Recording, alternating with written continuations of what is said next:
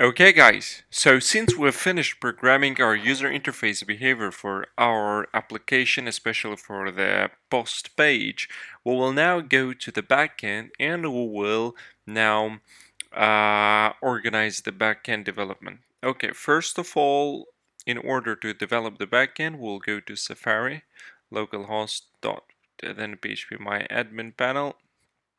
So we are coming now to our database, which is FB for Facebook. Then we have a column users here, and we will have to create now additional database. I'm sorry, it's not a column, it's a table. So we'll have to create a new additional table which will include a certain parameters, the same like in the user. For example, this is we have a different columns. So we'll have to create the same table but for the post to store the posts. Okay, we're going now to new, and here the table name will be posts. First of all, we want to create an ID which will be of type integer. The maximum length, let it be 11, and this ID will be auto incremented. Primary, yes, and we click go, so it's gonna be primary. Then the second one will be user underscore ID, which will store the ID of the user who uploaded the post. So what I will do is here I will again open in the new window. I'll open the users to see the structure. The ID of the user is integer 11, so we will keep the same integer 11. So this user ID will be the ID of the user. Let's say Joseph Michael uploaded, which has the ID 22, uploaded some post. So post ID will be, let's say, 1, and the user ID will be 22.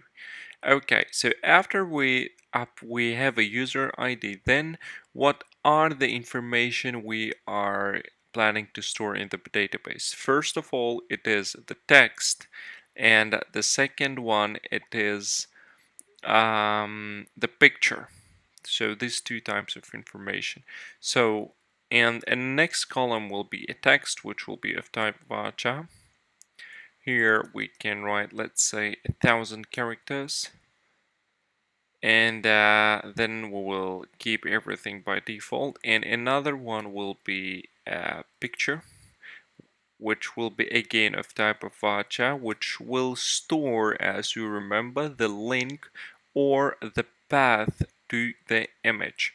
So we are not planning to store image in this database. Image will be stored on our server.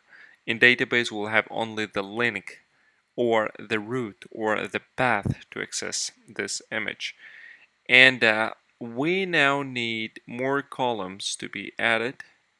So here let's add one more, which will be date underscore created. And that one is a very important one, which is a so-called timestamp. So it will store the timestamp. Okay, so that one will be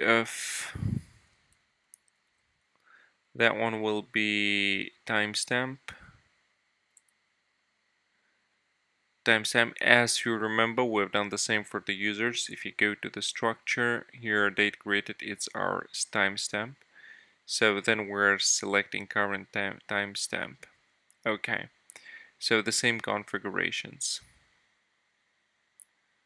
On update, current timestamp means even if we'll update the post, so it will update the current timestamp.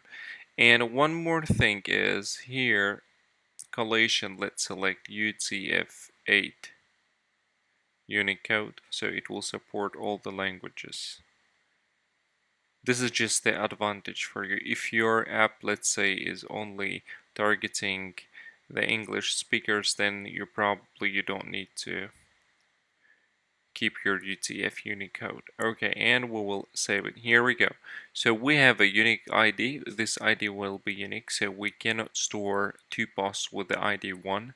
So it is auto incremented. Then we have got the user ID, ID of the user who uploaded the post. Then we got a text which the user can write something like hello everyone, this is my first post, something like this. Then we've got the picture which will store the path and the route to the database or to the picture which is stored on the server. Then we've got a date created which will be responsible for showing the date of the post when it has been uploaded. So if you see date created, this that one should be looking same. Okay. So now we've prepared our backend development. So by creating the new table which will store all information related to our posts. So well done guys, congratulations.